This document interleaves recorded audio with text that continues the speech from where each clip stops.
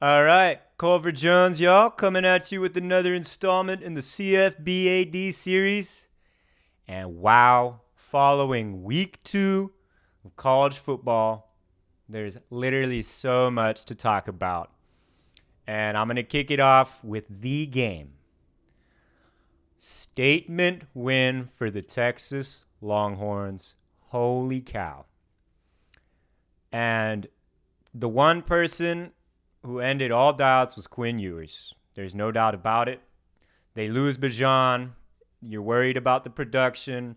Ewers had some shaky moments, man. I mean, as no other way to put it. But seeing how composed he was in Tuscaloosa the whole game. I mean, Kirk did a great job of saying what was up because he was Buddha on the sideline, man. I mean, it was just awesome to watch. You know, everyone's like, all right, the haircut, man, he's buying in. Yeah, yada, yada, yada, man. Sometimes you lose power when you cut the flow, man, on some Rapunzel shit. But no, that was not the case, man. Quinn Ewers was ready to lead the Longhorns to a victory at all costs. Statement win for Steve Sarkisian, and he looks ready. And I will say that Longhorn defense is pretty fucking legit. They gave up a bomb for sure, that one deep ball that Milrow threw, but I mean, they made him look like a fool a couple times too. And they look definitely the best I've seen in the Big 12 for sure. I mean, Baylor got their act together a little bit, but nah, I don't want to play around with that Texas defense. Insane statement win. I mean, power rankings, not to tease the power rankings too much, but there's a case for having them at number 1. I haven't been impressed with Georgia. I don't like dropping Michigan yet without Harbaugh, but the Longhorns might be fucking legit. Let's be real, though. There was another team in orange that beat Alabama, and everybody jumped on the hype train. And as LC would say, not so fast, right? So don't get ahead of yourselves, right? Texas still got a lot of football left. But, I mean, this is the biggest win in the program for 2 decades almost since the game. Biggest win. Hands down. Nobody thought they could do it. I kind of did. I thought they had a chance. Woohoo! Go Horns. Shmuley helped me fucking with that take. And I think that the Longhorns were America's team on Saturday, and it was really cool seeing them take down the villains of the Crimson Tide. And if you're a Tide fan, feel free to fucking holler at me. Y'all are villains. I'm fucking sorry. You know, Bonrad, say what's good. Tide fans are villains. I'm sorry. Not Tide fans are villains. We love Tide fans. The Tide is villain, okay? The Tide, y'all are villains. That's what happens when you have a dynasty like that and you got Nick Saban at the helm, you know? So, on that note, let's talk about the Tide. Let's talk about the Crimson Tide. It's not as bad as Clemson. I will say that. But you're looking at potentially 2 years in a row, and those issues were not fixed. There's a clear lack of explosivity. That's not a fucking word. Explosiveness.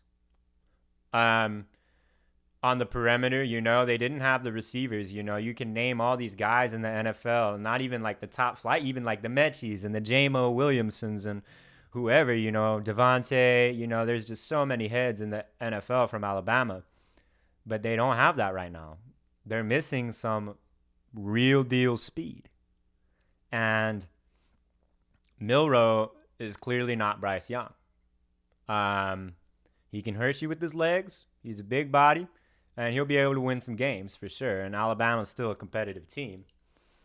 But other than that, I mean, Saban did not fix the issues with the penalties. The penalties were bad.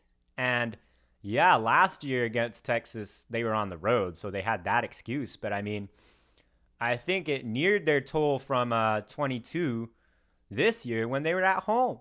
So What the fuck, man? Like, clean it up, Saban. You know? If you're that guy, fucking clean it up. Okay? And, I mean, it seems like they're losing their edge. Plain and simple. If you're a Bama fan and you don't think they're losing their edge, please let me know, because, like, is there something I'm not seeing? The talent on defense didn't seem quite there. I mean, Kool-Aid is great, but there are some plays made against them, no doubt.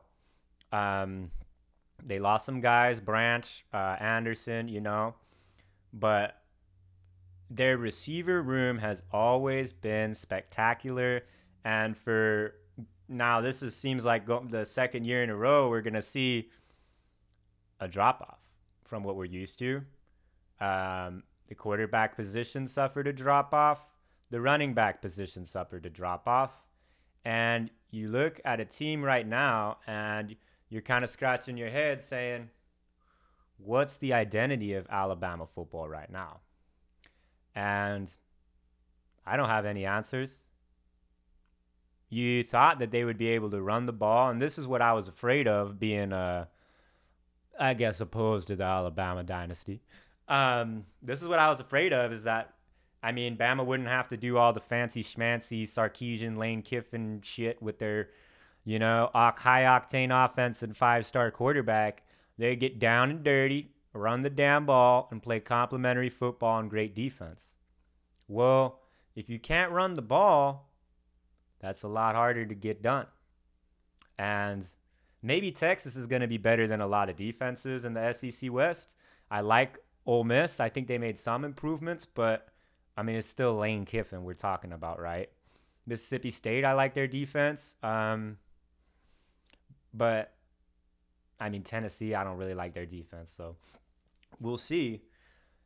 But, I mean, Bama might be fortunate that the rest of the SEC seems down too. So that's one positive takeaway that you could get if you're an Alabama fan.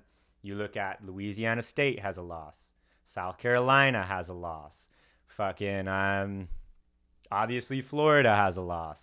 Vanderbilt has a loss. I mean, take it or leave it. A&M has a fucking loss. And, yeah. Who could have guessed that A&M is mid? I don't fucking know, huh? Who could have guessed it? No idea. Sorry, that's a whole nother note. That's a whole nother video, man. Wow, I'm going to bash the shit out of them. Okay, but this is about Alabama, and this is about the other team in Texas. And here's how I will end this show. The Sooners are one of my teams, you know? I mean, they're not my beloved Beavers. I still got love for the fucking Hogs, but I had some great memories at that stadium. You know, I saw Jalen, I saw fucking Baker and Kyler, you know, all three of them. And there's some awesome teams, fun to watch, you know? So I have no fucking love for the Horns. And they were A&M for like over a decade, where they would get put in prematurely into the top 25, 15, and everyone would be like, what the fuck? Why is Texas ranked? And I would be fucking... That would be the fucking loudest voice saying that. Why the fuck are the Longhorns ranked? Let them get beat by 50 in the Red River. Well, here's what I'll do, man. And this is the only fucking time you're going to see this. For the first and last time. Well, I did it during the game a lot. So, for the last fucking time. Hook 'em! Fucking hook 'em! They got the job done. They beat the villains. I will fucking respect the Horns just from that game, man, because they got the job done in Tuscaloosa. And the one time I was rooting for the Horns, unlike so many teams against Alabama, they actually got the job done this time. And hey, they had a quarterback who was healthy the whole game, and look what happened. You know, there's a case to say it, man. What if? But now we fucking answered that question, and Texas on the road. 10-point victory against Alabama. That's it. Hook 'em. Much love. Peace.